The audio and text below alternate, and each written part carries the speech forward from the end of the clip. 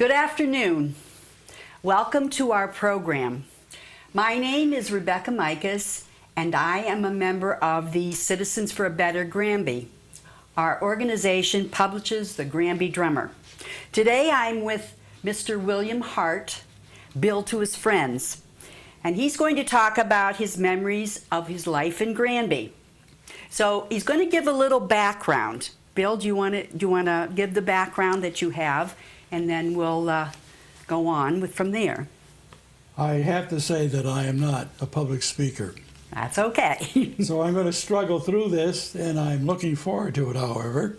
But to start off way I got involved in this, back in 1999, I wrote a book of poems. It was called Walkaways of My Shoes. And I sent some of these to the Stonewalls magazine up in Huntington, Massachusetts.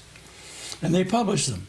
And I found out that Stonewalls, what they did, they depended upon their readers to send them stories about their youth or whatever, and they printed them. So I began telling about life on a farm in the 1930s when we didn't have a tractor, so all the field work was done with a team of horses. I talked about milking cows by hand and reaching under the hen for the eggs and putting time in the woodlot with an axe, because we had to chop the wood for the furnace and the fireplace and for the stove in the kitchen. I found out at that time that people seemed to like reading and hearing about the outhouse. They liked to talk about the hand pump in the kitchen sink. And they even liked to talk about kerosene lamps. Well, unfortunately, Stonewalls went broke, and they went out of business. But I was fortunate in that the Southwick magazine up in Southwick and the Granby Drummer here in town picked up my stories. I had a little change of heart as I went along, and I taught myself how to do pen and ink drawings. So then I could have a picture to go with the article and make it more clear to them. I got away from the farm talk that I had done originally and began talking about when I learned to fly a Piper Cub in World War II. And when I became a navigator on B-17 bombers. We had a couple of pages about the big band era with the likes of Tommy Dorsey and Benny Goodman and Frank Sinatra and Bing Crosby. And then as I was turning 90, it dawned on me I was outliving all the old timers that would understand what I was talking about. So I stopped writing. So my last article that I did was called My Swan Song. And I want to read just the last paragraph. Okay. Gone are the days of Ring-a-Levio, ollie in free, kick the can, hopscotch, jump rope, won a cap, pin the tail on a donkey, spin the bottle, and post office. No more taffy pulls or dipping for apples. No more pulling petals from a daisy and saying, she loves me not. No more playing jacks or shooting marbles. Yes, I'm sure it's true that every dog has his day, and I've had mine. It's been a good run, and I appreciate the readers who have followed my ramblings. For them, these simple words will have to do. I just say thank you and goodbye. This book, I want to thank Christy Lewandowski, who took many hours reading my 10 years of stories to put them into this book in my lifetime. I want to thank also Rita Isaacson, because she had the Granby Drummer publish this in commemoration of the 225th anniversary of the town of Granby. Absolutely. I'm ready for your questions. Okay. What a great story. And I've read the book. It's a great history of Granby, and I enjoyed it immensely. In your book, you talk about your mother. She was a Goddard, born on the Goddard Farm in 1890. You went there in the summertime. Yes. Could you give us a little snapshot of what happened there in your early years at the Goddard Farm? Well, in my real early years, I believe I was 5 years old. And my father was building a house in West Hartford. So we lived out there for about a year. Oh, okay. And when we did that when I was 5, there was no electricity. There was no running water. We had a pump in the sink. We had to have wood for the fireplaces and for the stove. And if you took a bath, there was no running water. So they would take milk pails, heat them on the stove, and pour them in a tub about this big, around about that deep, put in front of the fireplace. And even then, with the fire, it was cold. And you got through them, a little kid, and the steam would rise from you. And you'd wipe yourself off with a towel. It was a coarse towel. It wasn't like the ones we had today. Then up the back bedroom, to the back bedroom, and jumped in a mattress there that had 2 grooves from the people who slept there for years. There's a line right down the middle. And they were made of horsehair, and the pillows were goose down. So you jumped under there and put the thing right over your head. There was no heat up there, so just your nose was sticking out. Is there something significant that you remember in those days that you might want to share with us? Something that really stands out to you? Something, you talked about chopping wood and working with the animals, and I mean, Gosh, I don't know. When I was a teenager, I spent all my summers there and all my winter vacations. And I remember one morning around 5 o'clock, went out to milk the cows, and we had kept one cow in because we were going to have a calf. And I looked, and there's half of the calf was out of the cow. oh, jeez. I thought, oh my gosh. So I ran upstairs and told my uncle, I said, I'll be out. Well, he didn't come out. And I said, that cow's going to drop on a cement floor. So I got a burlap gravy and and finally I picked up the calf and got it. And I set it down, stood it up, and then the mother licked the cow clean. Did you name the baby, the calf? Oh, heck, we had so many of them that didn't do that. Was it a dairy farm? Was that? We milked okay. usually 20 head of cows a day, morning and night. No machines. No, all by hand. Yeah. Now, is the Goddard Farm still in existence today? Yeah, Dr. Werner lives up there on Goddard Road. Okay. So he's the one that has it now. He's a veterinarian. Yes. And our old cow barn, he now does live animal, or big animal surgery. Okay. Beautiful setting, though, there. It's all grown back. Yeah. All grown back. All the You used to be fields. able to sit up there on the porch and look all the way down to the grist mill on Silver Street at the pond. It's a forest. You can't see anything. No. Amazing. No? Yeah. Okay. I read with great interest your chapter on when Granby was young. My husband Sam and I have lived in Granby for 41 years, and we've seen a lot of changes. I can imagine the changes that you've seen, especially in the center of Granby. Could you give us a little tour of Granby Center then? How you remember? Well, Loomis Brothers store is gone. Yes. Where was Loomis Brothers store? You know where Hartford Avenue hits Salmon Brook Street? He's Route 10. And there's a house right there with a mansard roof on it. Back in 1857, that was the Miles Goddard Gaines Hotel. Oh. And right across the street from that was the Loomis Brothers store. And when they tore and redid the whole center, they tore the store down, and now they've made Hartford Avenue. But right where that was the store. So the whole center's changed. And there used to be a tennis court where the monument is. Tennis court's gone too. Tennis court, I remember that. Yeah. I remember that. Tanner's garage is where Cumby's is now. Is that where his garage was, Tanner's? Don't know them. Yeah. Gay and Kellogg was down. They went into the Loomis Brothers store. Okay. And then they went over to where Geisler's is. Okay. Was there a post office then? Where was the post office? I would imagine it would be in Loomis Brothers store, because when I was younger, I went to a Masonic meeting in the attic there. And down on the first floor was the town hall, town clerk's office. So if you wanted a fishing license, you went in there. I see. It wasn't. Well, I remember when they built the town hall here. We were living here, and the library. The library used to be down on Salmon Brook Street, I believe, the old library. Where the visiting nurse is. Yes. That's where it was. Yeah. Yes, and they had a kindergarten in the back.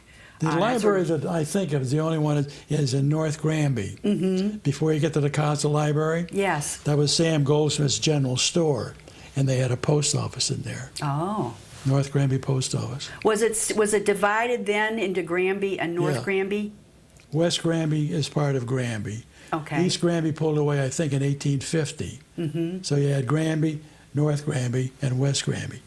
Okay. Oh, so West Granby was part of Granby then? Right, it still is. They don't have a town hall. No, they don't. No. But we have a different zip code Yeah, when you have our own post yeah, office. get your post office. Yeah. But you don't have a board of selectmen or anything like that. No, we don't. No, we. You come under Granby. That's right. That's right. Absolutely. Well, so does North Granby, but I mean, they call it separate towns. But I read, and I must have misread. I thought that I'm talking about the Granby Depot now, and I thought I had asked you before about your mother traveling into Hartford, Grace Goddard, but she didn't leave from Granby Depot.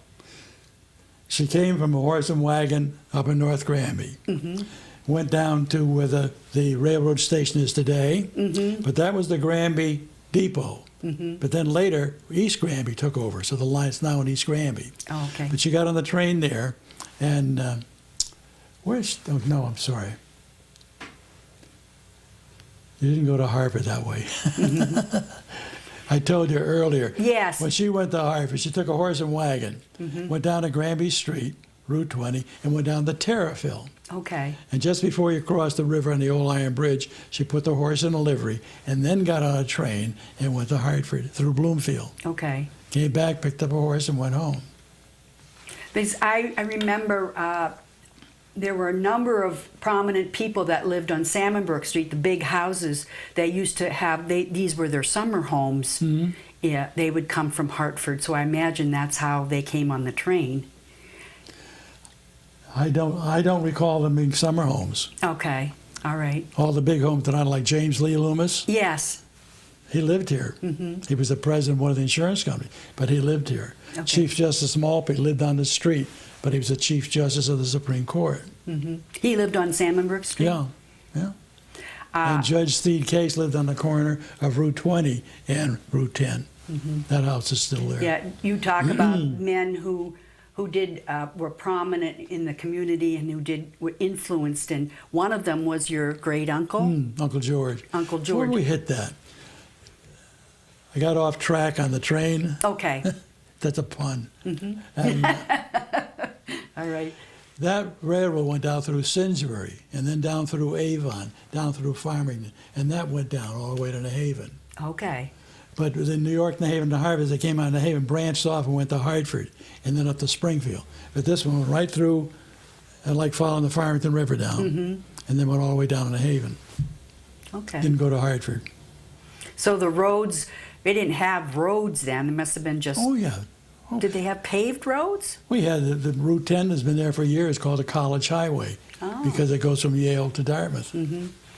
I remember when we moved here in 1974, there weren't any stoplights. No. No stoplights. No. Maybe some stop signs, but Yeah. no stoplights. But wow, now there's all kinds of, Yeah. good or bad, I don't know. A lot of growth. Could you tell us something about your great uncle George Seymour Goddard? He was quite a guy. He was born, you know where the new bridge is in North Granby at the Crag? Yes. That ugly-looking brown house, just past it. Okay. That's Yes. where he was born. Okay. Mm-hmm. And then in 1890, he was a student down in Middletown at the Wesleyan University. And he took a year off from his studies to supervise the construction of the little Cossett Library. Oh. And I often, why did he do that? You know. Well, come to find out, just recently I chased him down, and he was the 5th great-grandson of Rene Cossett, whom the library was named for. So this was his interest in it. And Rene Cossett's wife was a woman named Porter, and she was from Farmington. You know where Miss Porter's school Yes, is? yes. And there was a minister, first minister was a porter down. So Rene Cossett married a porter. And that's how Uncle George got interested, apparently. So he took a year off, and he became the first librarian. And he had an assistant, Kate Dewey, who lived down just south of that big house that's above the bank. See, there are a couple of lions in front of it. Okay. And she took over while he went back to college. We came back and married her.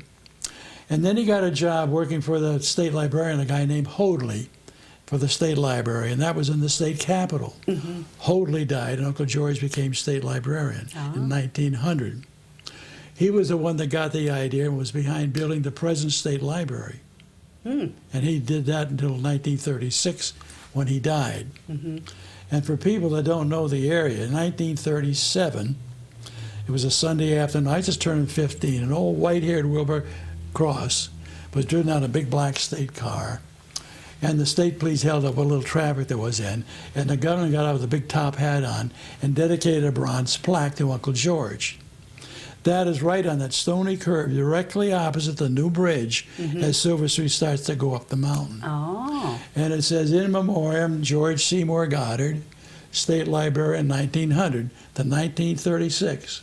Born near the spot which he loved, no man served more loyally or performed more perfectly the duties of his trust. That was Uncle George. Oh, wonderful. Now, in the flood, his house wasn't touched? That brown house had 3 feet of water in the living room. My cousin Connie and who had just moved in, and they got flooded out. That water was so high, there was a mill there that had been in our family for 200 years at Silver Street with the bridge, and it picked that mill up and floated it just like a boat, then tried to take it down to the crag and broke it up into kindling wood. That was the end of it. So they had water there. Oh, yeah. It damaged, went all the way through Terriffill and Simsbury, right? Anything with a river. Yeah. And Terriffill is on the Farmington River. That went all the way. Well, the big flood was Winston that took the center of town out, and that was the river did that, and then went down and hit Farmington, Collinsville, took the bridge out in Collinsville, and hit Housatonic, I guess hit Naugatuck, and hit Terriffill, took the bridge out in Terriffill. Came up through Simsbury and dumped into the Connecticut River over Windsor. So the Farmington went down like that, hit the fire, and then came back up again, flowed north, and went out to the river. Devastation. Terrible. Yeah. Did it destroy anything in the center of Granby? No. No. But when that flood hit in August of '55, every bridge that you could get to Granby was blocked off. If it didn't wash the bridge out, it washed around it. So people were stranded. You couldn't get in or out. Wow. Is that why they built the Barkhamsted Reservoir? I heard that. That was built as a flood control. Yeah. And they built another flood control one just above Winston, because Winston got washed out. Yes. So if you drive up now on Route 44, heading for Canaan, look to the left, you'll see this big earthen thing. That was built to protect Winston from getting flooded. And the Colebrook Reservoir was the same way. They don't use it for water. Yeah. It just holds the water back. Okay. Wow. Well, I looked at some of the pictures in your book, and I'll tell you, you were quite a handsome fellow on your uniform. Well, you still are a handsome fellow. I mean, your years, you talked about your years in the Army, and you talked about That's where I met Phyllis. Yes. Well, what intrigued me was I like to write cards and letters, and I like your comment. You said a written letter has so much more character that over time may give someone insight into the persona of the writer. And you liken these letters to lifelines to the hometown you left behind. So one of the heartwarming parts in one of your chapters of your book is you're reuniting with Phyllis, and it was made possible by the letters that you and she wrote back and forth. There were two things about Phyllis. When I enlisted in the Air Force, they didn't have any fields open to train us, and they didn't want to lose us. So they set up college, trained all of the United States. And they set one up at Oswego, New York at the State Teachers College. So I was sent there for 3 months. Lived in a barrack, did training. But we went to school in classes there. And I remember seeing Phyllis, and I said, wow, wow. And she was with this guy, and I was going to try and move in. And the gal said, they're going steady, forget it. Yeah. So I forgot it. And a month later, the guy shipped out. So as I said in the story, I met her at a dance and asked her to go out on Saturday night. And we were walking down the town. I asked her if she ever played padiddle. And she didn't know what it was. Do you know what padiddle is? No, I don't. Padiddle is always if a car only had one headlight. That's it. If you see a car with one headlight, if I spot it, I get to kiss you. If she sees it, I get to slap me. Okay. So in those days, in the war, cars didn't get repairs. There are millions of cars with only one headlight bouncing along. So I let her get 2 or 3, and she slapped me out. So then I picked up and I got a couple, but I didn't do anything about it. So we got back to the sorority house, and I sat on the porch. I said, it's my turn now. So we tried that. We kind of liked it. Yeah. So we were together for all the time I was there. And then I shipped out, and I was thinking when I got my wings that I had money, we might get married. Well, I was in, I think, 23 different airfields, and it didn't happen. So she married a guy, and I married a gal from Farmington. And that was the end of it. Well, in 2002, my wife of 54 years, Sally, died. And I was cleaning out the house because I said the kids are going to have to clean it out for me, so maybe I'll help them out. And I found this big box of letters that Phyllis had written to me, and I saved the little black and white snapshots. I said, I wonder if she's alive. So I wrote to the college, and they gave me her phone number and address. So I said, I'm not going to call her. So I wrote her a letter, and I said I didn't know if you wanted these letters back for your kids or what have you, your grandkids. Well, her husband had died within 2 years of my wife dying in 2002. So she was in the Syracuse area, and I was in Farmington. So we talked and wrote, and finally, after a couple of years, I drove out there, and we were getting serious. So I pulled up to the front door, and I had 9 roses. And I knocked on the door, and I said, this is the first day of the rest of our lives. Oh, that's wonderful. And she didn't know what to say. I said, we've known each other now 63 years. And I said, I don't have the money to spend for 60. So 6 and 3 is 9, so here are your roses. Aw. So we went back and forth from Syracuse area to Farmington, 2 weeks in each place. And finally, after 3 years, I said, this is crazy. Yeah. So she sold her place. I sold my little place. We bought a condo here in Hun Glen. So now we've been there going on 6 years. Couple old fools. Yeah, I've met her. She's lovely. Oh, yes. She's a lovely lady, yes. And people say, well, how is Mrs. Hart? And I have to tell, we're not married. You're not. Okay, so you explained, and I didn't know about the stone walls, but you've also written, as you said, for Southwoods magazine.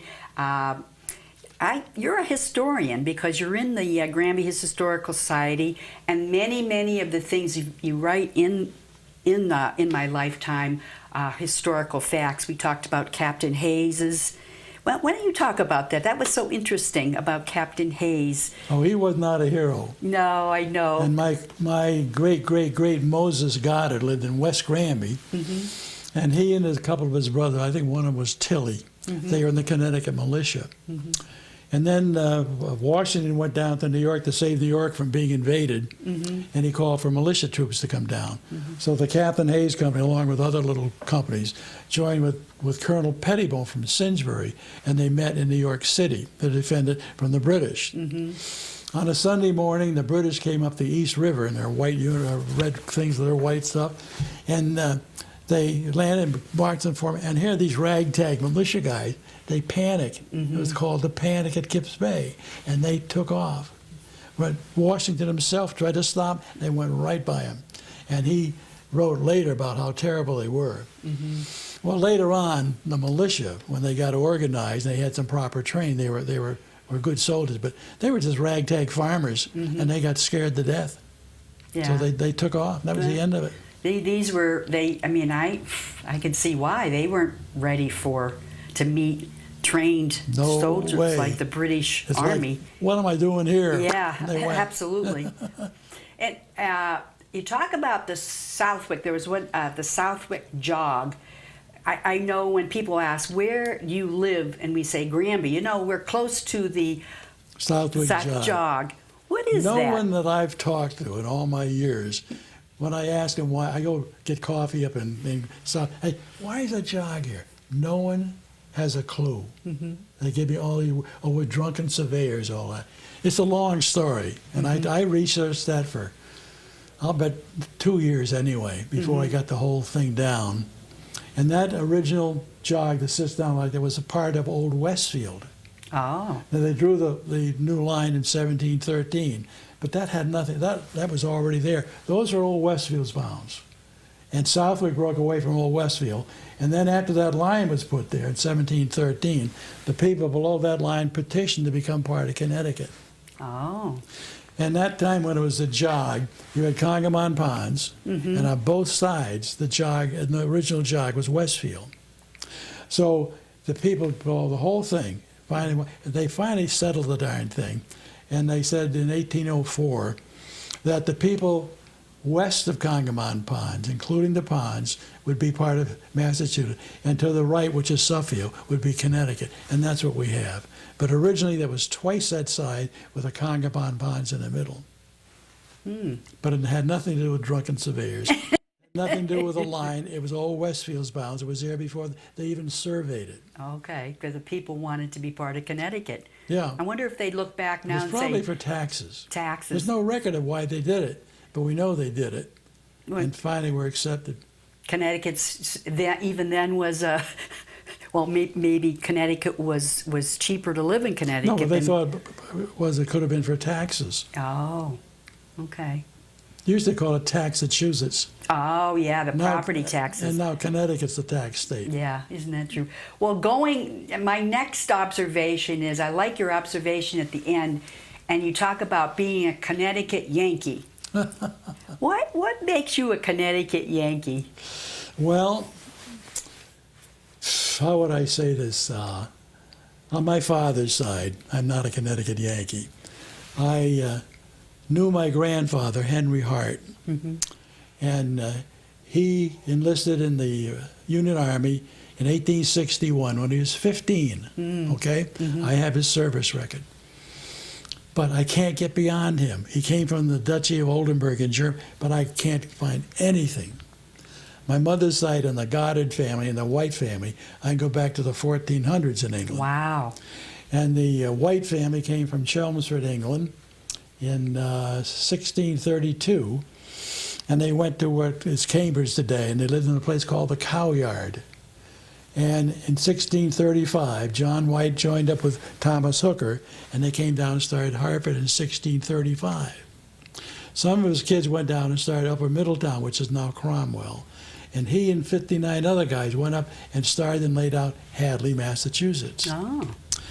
These guys got going, and one of them was a Judge Hugh White. He went out and started Whitestown, New York. And his daughter married a guy named Young, and they started Youngstown, Ohio. John White and Hadley had a daughter named Sarah, and she married a Samuel Bancroft, and they started Granville, Massachusetts. And I had the Goddards were in Hartford in 1644. They're here in the 67. I said, I'm a Connecticut Yankee. Yes, you are. You're about as Connecticut Yankee as they're going to be, right? Well, I would tell you, you are a very interesting man. I find you very interesting and sharp. You are sharp. You remember all these things? How do you do that? How do you attribute you've studied? I've got an answer, but it's a risque one. I don't think we can use it. But this is probably going to sound silly, but I'm 93 this year, and all my male cousins are gone. I try to find guys in my class in high school of 41. They're all gone. And as I said in the story, everybody that I'd write about, most of them are gone. And the few that I know in my age group, I find them in homes and they have problems or walkers. And somehow I lucked out. And I can't say it's because of genes, because my father and I have his genes. He died at 58. Oh, wow. So I said, it's not the gene thing. Yeah. How old was your mother when she died? She was 87. Okay. Yeah. Well, maybe on the Goddard side then. Yeah. And I just looked, I think right now, as I turn 93, there's no Goddard of all the ones I have, the whole genealogy, that lived to be 90. So I said, I beat him. Yeah, you did. So I can go anytime now. Well, you've lived a good life. You've experienced a lot of things. You know, I've got to say this. It's corny. My wife, my daughter got mad when she found out about it. I think it was 5 years ago.